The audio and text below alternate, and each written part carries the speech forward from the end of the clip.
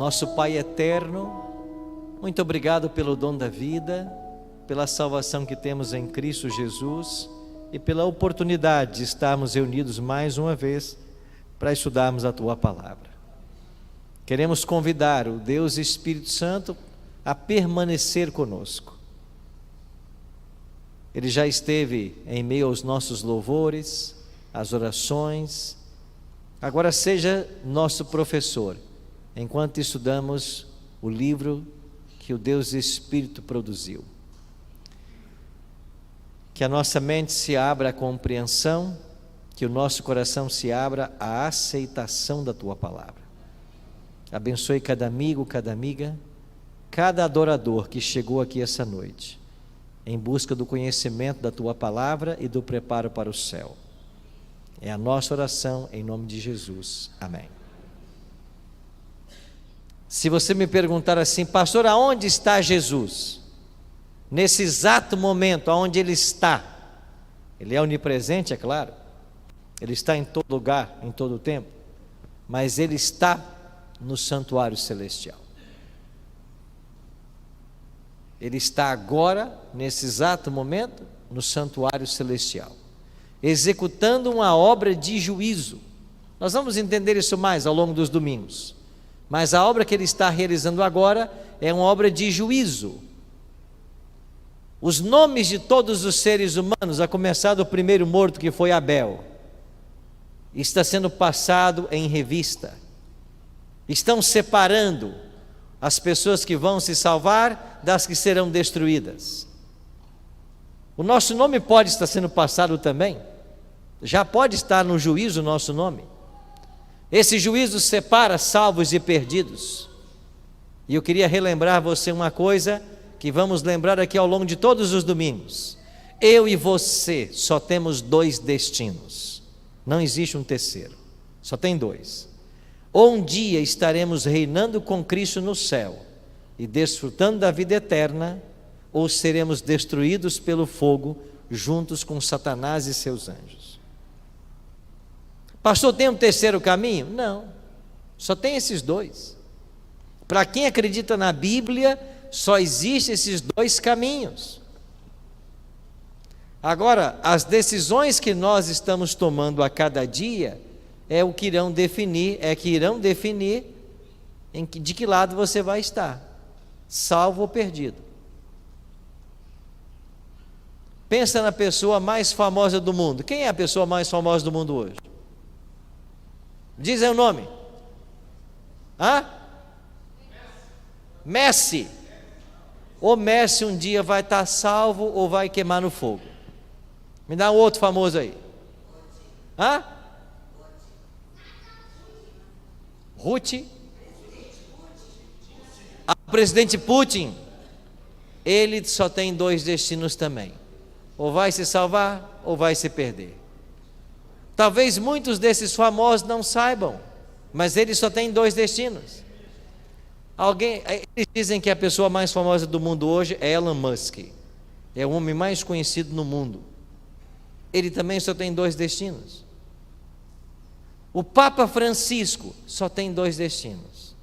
Ou vai se salvar ou vai se perder. Isso é muito sério. Sério, porque a gente tem que encarar isso como uma realidade. Nós temos que entender esse assunto e nos preparar. Tem que haver um preparo. Preparo para quê? Para a volta de Cristo. E esse é um tema maravilhoso que a Bíblia apresenta em dezenas de livros. Mas eu queria selecionar apenas o capítulo 1 de Apocalipse para a nossa reflexão nessa noite. Lendo o capítulo 1 de Apocalipse, nós iremos responder a apenas duas perguntas. Primeira pergunta: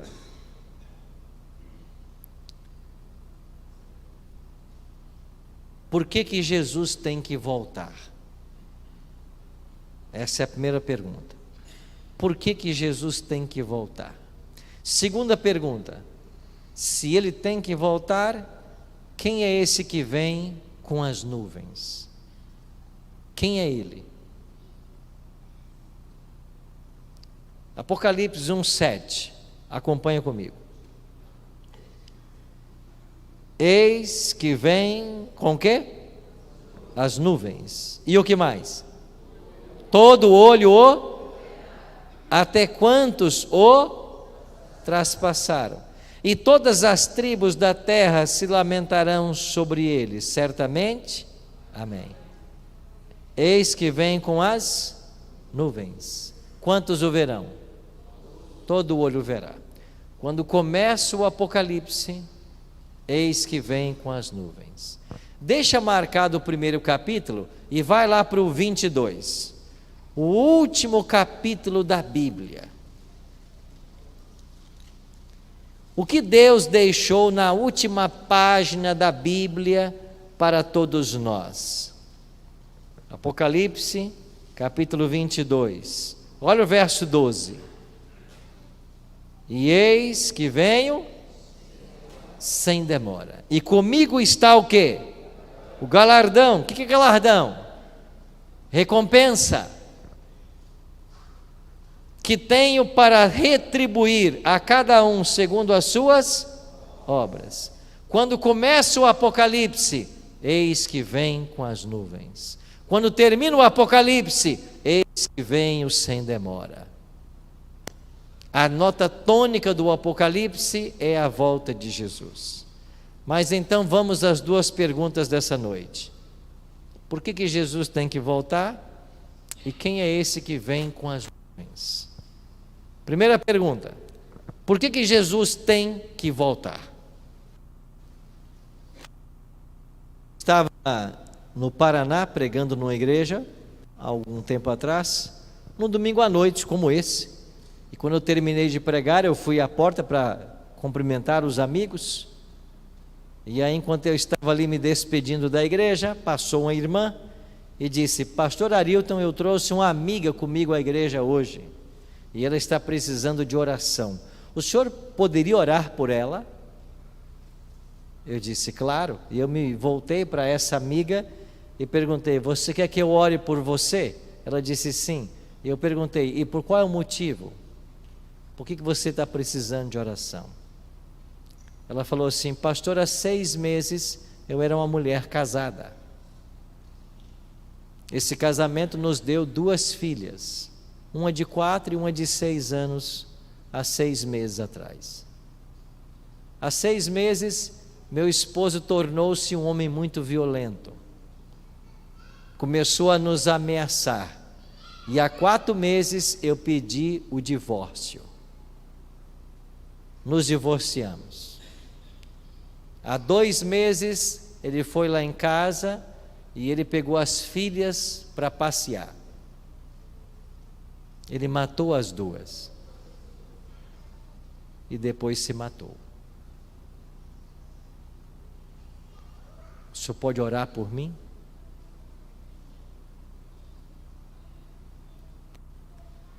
Hoje vínhamos no carro conversando com minha esposa e ela me lembrava de que alguns anos atrás um homem lá em Minas Gerais entrou dentro de uma escola e tacou fogo em várias crianças. Estão lembrados disso? Um homem entra dentro de uma creche e coloca fogo em várias crianças.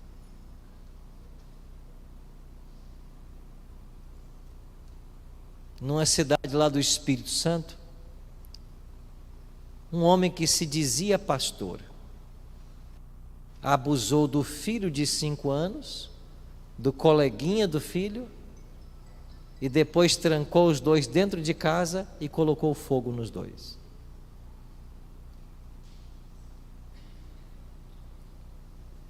Eu podia continuar dando notícias ruins, mas eu só tenho essas para lembrar você de que é por isso que Jesus tem que voltar.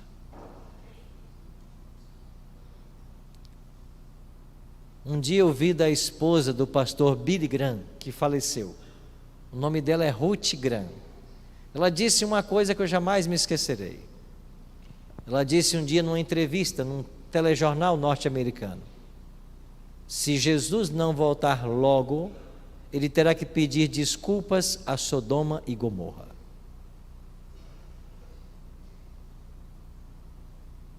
Você entendeu o que ela falou? Se Jesus não voltar logo, ele vai ter que pedir desculpas a Sodoma e Gomorra, porque parece que por muito menos as duas cidades foram destruídas. E hoje a maldade impera no nosso mundo. É por isso que Jesus tem que voltar. Jesus volta, disse ele, quando o bem e o mal estiverem maturados. Parece-nos que o mal já maturou. A humanidade já atingiu os limites de perversidade. Por que ele ainda então não voltou? Porque o bem não maturou.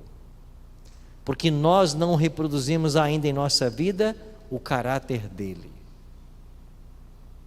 E quando o bem ou o caráter de Cristo se reproduzir em nossa vida, é aí que ele volta para buscar os céus. Mas é por isso que Jesus tem que voltar. Eu sou filho, ou lá em casa, meu pai e minha mãe tiveram 9 filhos. Nós somos uma família grande. E quando criança, eu acordei várias madrugadas com barulho de panelas na cozinha. O que era? Minha mãe fazendo uma marmita para meu pai. E antes que o sol nascesse, eu via meu pai pegar sua marmita e sair de casa para trabalhar. E ele trabalhou numa empresa por 25 anos. Ele saía antes do sol nascer e chegava sol posto. E depois de 25 anos de trabalho, esta empresa dispensou todos os seus funcionários e não pagou R$1 de direito trabalhista.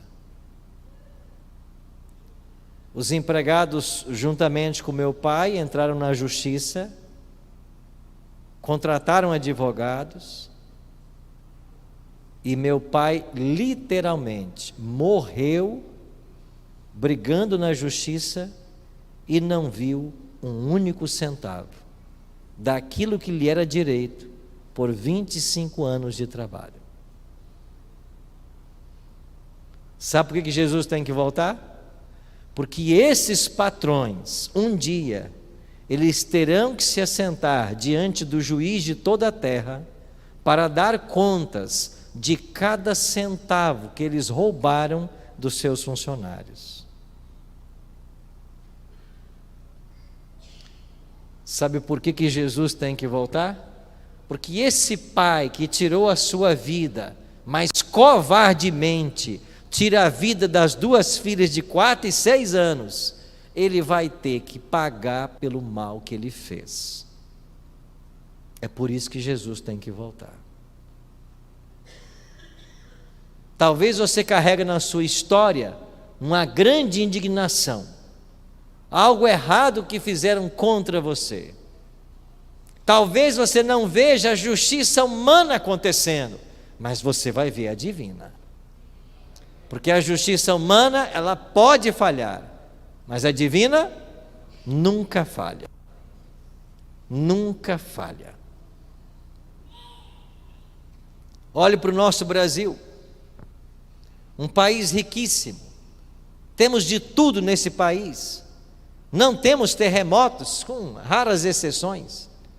Não temos vendavais, com raras exceções. Temos sol o ano inteiro. Um país rico, uma riqueza mineral extraordinária. Mas os políticos desse país, que lá estão para gerir os recursos da nação e poder dar a cada cidadão brasileiro saúde, educação, segurança, o mínimo necessário, estão todos os dias envolvidos em escândalos. É milhões roubados por aqui, milhões roubados por ali, descaso com o dinheiro público, administram o dinheiro do jeito que eles querem.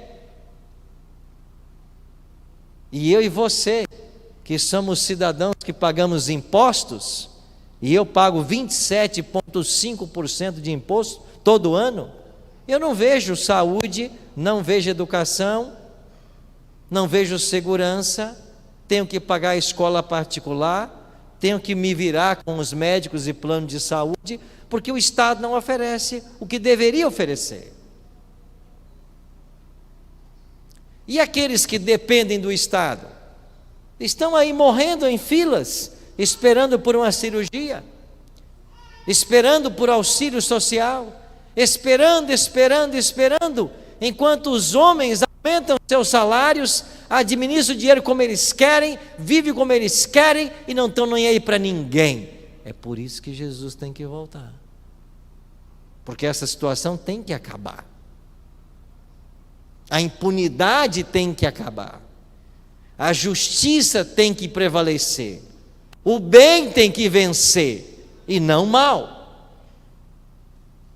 É por isso que ele vai voltar. E a Bíblia não só diz que ele vai voltar, mas diz que ele vai voltar para retribuir a cada um, segundo o quê?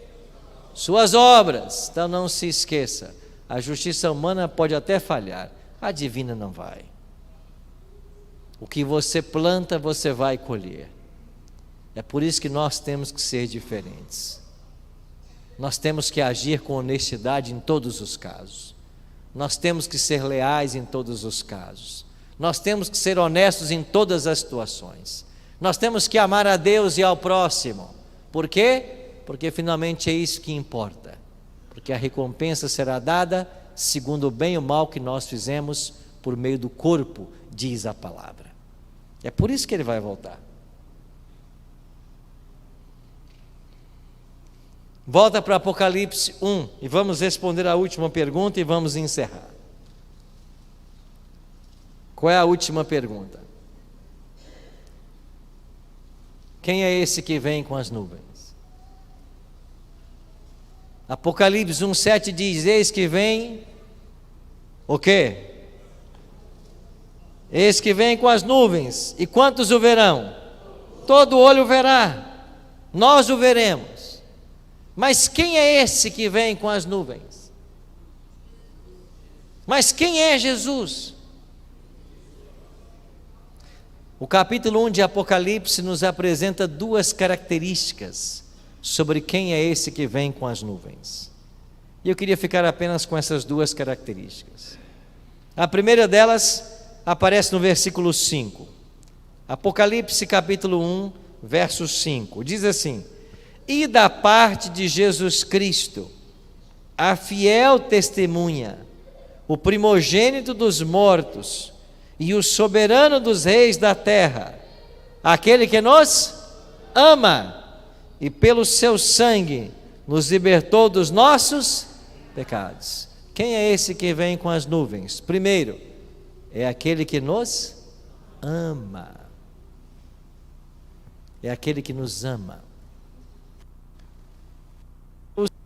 João 16, Deus amou o mundo como?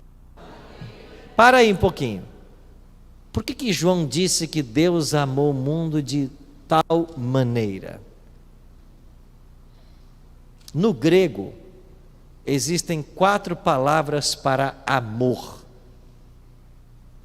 Você tem a palavra agape, você tem a palavra eros, você tem a palavra filéu e você tem a palavra estérgo. 4 palavras para amor. Amor agape, esse é o amor divino, é a essência do amor. Deus ama com esse amor agape, é o amor por excelência.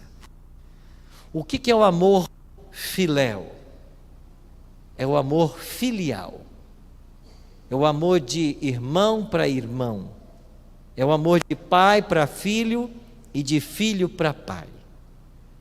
O que é o amor eros?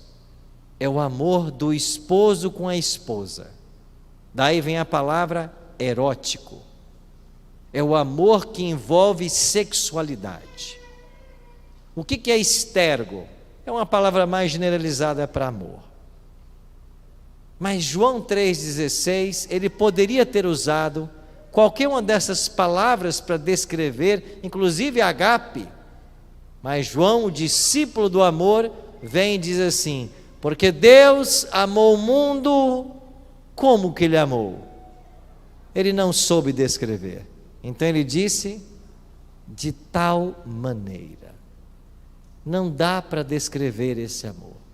Mas Ele amou tanto, que Ele deu o seu único filho. O que é mais fácil? Você entregar um filho à morte ou você se entregar à morte? O que é mais fácil? Claro que é você entregar.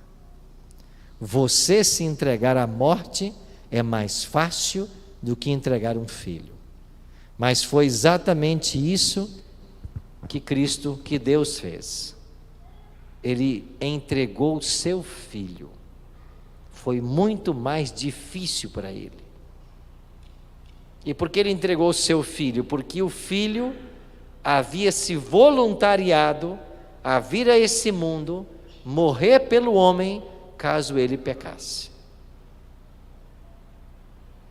Então Deus amou o mundo de tal maneira que deu seu filho. A primeira certeza que nós podemos ter nessa noite é que nós somos amados por Deus. Deus nos ama. E porque Ele nos ama, Ele cuida de cada detalhe da nossa vida, sem mesmo você perceber. Deus se importa com cada detalhe. Deus se importa com tudo o que acontece na sua vida. Não existe nada que seja insignificante que Ele não perceba. Deixa eu contar uma história para vocês para tentar ilustrar isso. Um dia eu estava fazendo uma viagem, ou iria fazer uma viagem, e eu iria para Bahia, lá para a região de Barreiros na Bahia. Tem até muito gaúcho nessa região de Barreiros. É Barreiras? Os baianos estão aí para corrigir, né? É lá onde tem aquele acampamento. É Barreiras?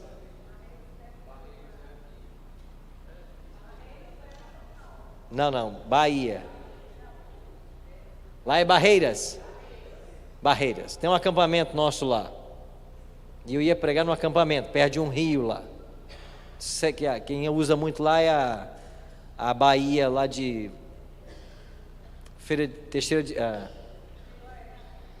Vitória da Conquista. Bahia Sudoeste, acho que é.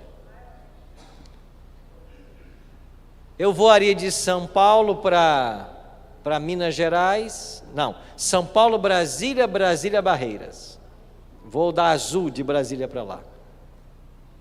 E eu peguei a minha passagem, olhei assim, 8h10 da manhã. Tá bom, eu tenho que estar lá às 7h10. Vou sair de casa 5h30, tá bom. Falei com o motorista da Novo Tempo, que me levaria até o aeroporto.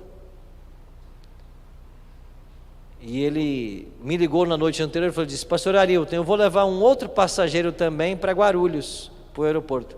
O senhor não se importa de sair um pouco mais cedo? Porque o voo dele é primeiro que o teu. Eu disse: não, tudo bem. Que hora você me pega? Eu te pego lá então, 5h30 na sua casa. Tá bom. Ele me pegou em casa às 5h30 e a gente foi para um hotel pegar o segundo passageiro. Ele foi lá na recepção chamar o segundo passageiro, eu fiquei no carro. Eu não sei porquê, eu fui abrir minha bolsa e peguei o bilhete de novo. E aí eu descobri que 8h10 não era meu check-in, 8h10 era pouso em Brasília, para minha conexão para Barreiras. Faltava 1 hora para o avião decolar, e eu estava a 70 quilômetros do aeroporto. Eu chamei o motorista da Novo Tempo e disse: ô Antônio, né, Tonhão a gente chama ele, Tonhão, quem tem que voar agora é você. com esse carro aí, porque o meu voo decola daqui a 1 hora, e eu estava achando que eu ia embarcar 8h10, mas 8h10 ele vai pousar em Brasília, para pegar o outro avião. E esse motorista fez o melhor que pôde, e enquanto a gente ia para o aeroporto, eu ia orando, né? E disse: Senhor, me ajuda, porque se eu perder a minha conexão em Brasília, para Barreiras, eu vou perder a pregação lá, no Acampo Oeste, chama-se. Eu vou perder minha pregação lá. Isso era sexta-feira.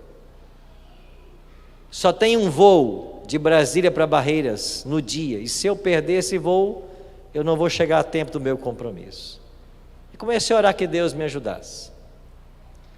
Ele fez o melhor que ele pôde. Eu cheguei no aeroporto, fui para o check-in da Gol, e quando eu cheguei no check-in, a moça veio me atender. Eu disse: olha, eu tenho um voo para Barreiras, passando por Brasília, e ele sai agora, né? A moça disse assim: ele acabou de decolar.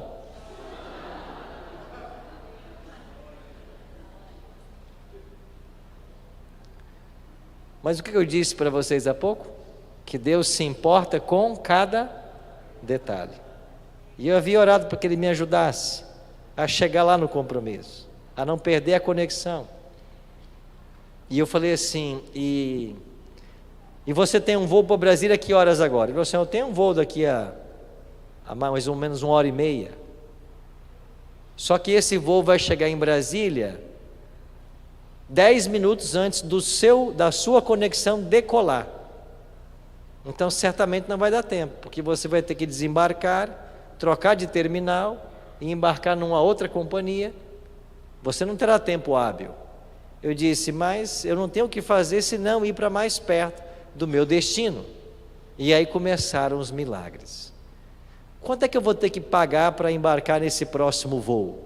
Ela disse: bom, você deu no show, né? Você não chegou na hora, você vai pagar R$270. R$270 era o dinheiro que eu tinha na carteira. Se ela falasse 271, eu ia ter que pedir desconto. Eu tinha exatamente R$270 na carteira. Eu falei: então me dá o bilhete. Dei para ela tudo que eu tinha, e ela me deu o bilhete para o próximo voo para Brasília, para tentar pegar a minha conexão. Jamais vou me esquecer. Entrei no avião da Gol, e a minha poltrona era a 8C. C é corredor, 8. Eu me assentei na 8C, o povo começou a entrar no avião, e eu pensei assim: quando esse avião pousar em Brasília, até esse povo sair da minha frente, eu vou perder minha conexão. Mas eu orando para que Deus me ajudasse.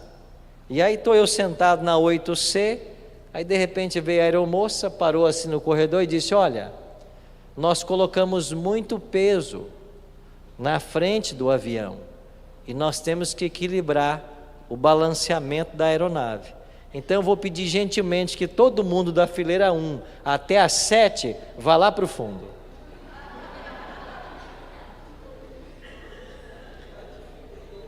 Você acredita nisso? Qual era a minha poltrona? 8 corredor. Eu agora era o primeiro a desembarcar. Tirou as 7 fileiras e botou para o fundão. Naquele voo não tive tempo, né? Mas no próximo voo que eu peguei, eu disse: aeromoça, aconteceu assim assado no último voo. Ela disse: não, isso não é tão comum, mas acontece, porque o avião tem que voar balanceado.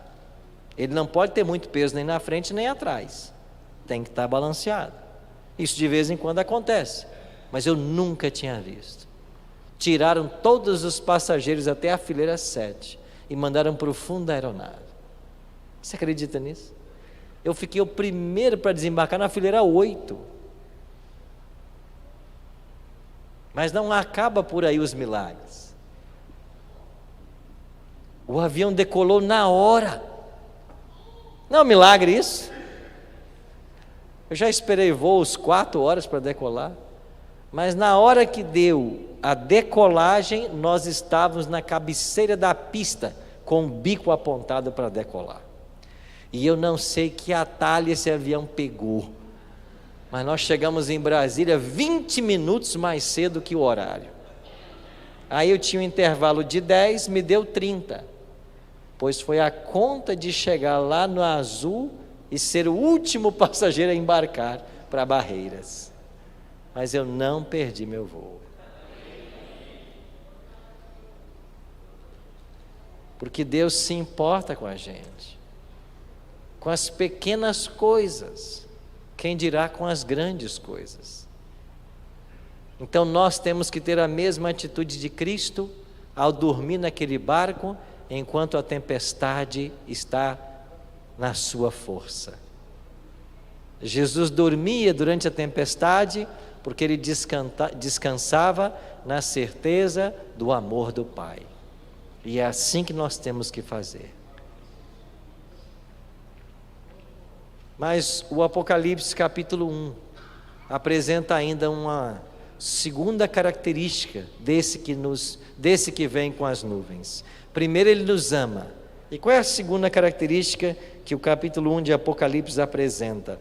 Olha comigo aqui o verso 16. Pode ser o 18. E aquele que vive, estive o quê? Morto. Mas eis que estou o quê? Por quanto tempo? E eu tenho o quê? De quê? E de quê? Quem é esse que vem com as nuvens? Primeiro, ele nos ama. E segundo, ele tem a chave da morte e do inferno. Pastor, inferno tem chave, tem porta? Bom, a palavra aqui não foi muito bem traduzida. A melhor tradução da palavra Hades, que é a palavra grega, não é inferno, é sepultura. Então, deveria ter sido traduzido para o português como sepultura, porque Hades é isso. Hades é o local dos mortos, e na Bíblia o local dos mortos é a sepultura. Então Cristo declarou: eu sou aquele que tem as chaves da morte e da sepultura. Ou seja, Ele tem o poder de trazer à vida aqueles que já morreram.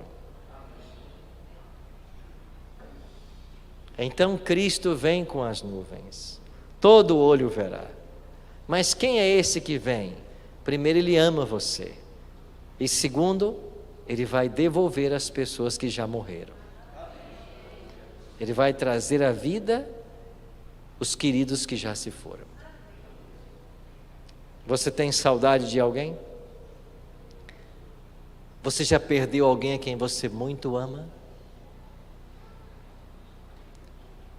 Você teve que se despedir de alguém sem dizer, ou melhor, não teve a chance de se despedir de alguém que você amava?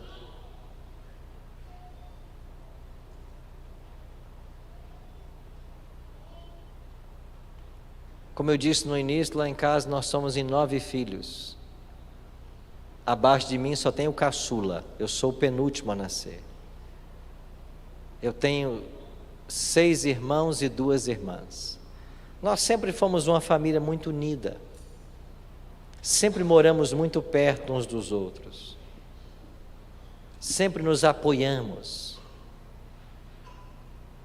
E todo Natal a minha família se reunia. E a gente, quando se reunia no Natal, vinham os filhos, os nossos primos, umas 70 pessoas. E quando acabava aquele encontro de Natal e todo mundo estava voltando para casa, eu falava com um outro irmão que também é pastor e dizia assim para ele: até quando vai ser assim? Até quando todos nós vamos estar juntos? Quem será o primeiro? Porque a vida é assim. Cedo ou tarde a morte põe a mão em cima de alguém que nós amamos. E eu estava lá na casa da minha hoje esposa Juliana, quando o telefone tocou num sábado de manhã, e o meu sobrinho dizia assim: tio Arilton, não tem uma notícia boa para dar. E num flash a minha mente se voltou para meus pais, já idosos. Mas ele interrompeu e disse assim: não, quem faleceu foi o tio Dão, o João. Um irmão que eu tenho. Um irmão muito querido. Eu gosto de todos os meus irmãos, mas esse, sem dúvida, foi o meu irmão que sempre me apoiou. Lá em casa, nós começamos a trabalhar muito cedo. Todos começaram a trabalhar muito cedo. Eu, quando tinha 10 anos, já comecei a trabalhar. Meu primeiro trabalho foi com 10 anos. Mas esse meu irmão João, um dia chegou e disse para mim assim: Arilton, aqui em casa todo mundo começou a trabalhar muito cedo e por causa disso a gente não estudou muito. Mas você vai estudar. Você nunca pode parar de estudar. E ele não só falava, como ele apoiava. Eu, nas minhas séries iniciais, levava os meus livros para a escola numa sacola de arroz de 5 quilos. Não tem essa sacola de arroz de 5 quilos? O senhor também? É.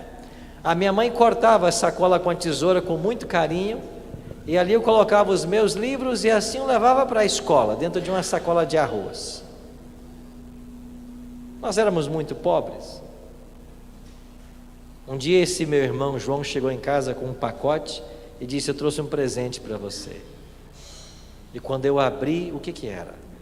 Uma mochila, aquela de colocar nas costas. Na minha escola, a escola pública de bairro, ninguém tinha daquela mochila. Eu peguei a minha sacolinha de arroz, joguei fora, botei os meus livrinhos dentro da mochila, coloquei a mochila nas costas, e naquela noite eu adormeci com a mochila já pronta para a escola. No dia seguinte eu era o único aluno da escola com aquela mochila. Ele sempre me apoiou. 7 de setembro, ele me levava para desfilar e dizia: eu vou te colocar na avenida, você desfila com a escola e lá no final eu te pego para a gente ir embora. E aí ele me colocava lá com a minha turma, enquanto a gente desfilava lá na Avenida Expedito Garcia, em Campo Grande, principal avenida. Eu olhava no meio da multidão e lá estava meu irmão, e ele dizia assim: ó, estou aqui, lá no final eu te pego. E ele ia me acompanhando até o final. Um dia eu cheguei em casa, depois de ter feito o vestibular lá na Bahia, e disse para ele: Dão, eu passei no vestibular, vou fazer teologia. E ele começou a chorar. Eu disse assim: eu achei que você fosse ficar feliz pela notícia.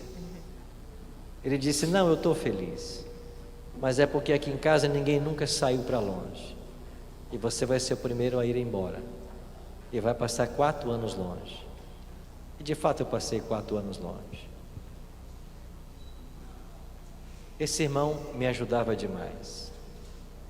E receber a notícia de que ele havia morrido, sem poder dizer muita coisa para ele, foi muito triste.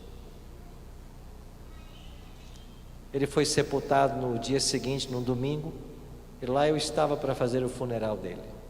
Chovia muito, uma chuva torrencial. E sobre o caixão de meu irmão, o meu sobrinho. E ele chorava e perguntava para mim: por que meu pai morreu? 51 anos, nenhuma doença, praticava esportes. Até hoje não sabemos o que o levou. Morte, causa desconhecida.